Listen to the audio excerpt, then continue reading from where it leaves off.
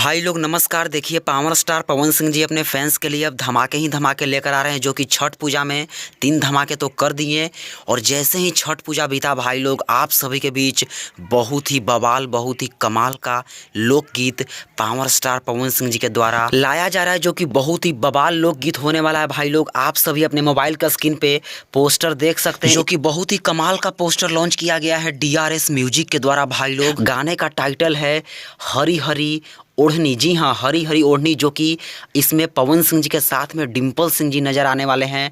वही जोड़ी एकदम आ जाई है 5 के चल जाई है नाच के वाली जोड़ी इस गाने में देखने को मिलेगा। इसको गाया गया है पावर स्टार पवन सिंह जी और साथ में आप सबकी चहेती जोड़ी अनुपमा यादव जी के द्वारा।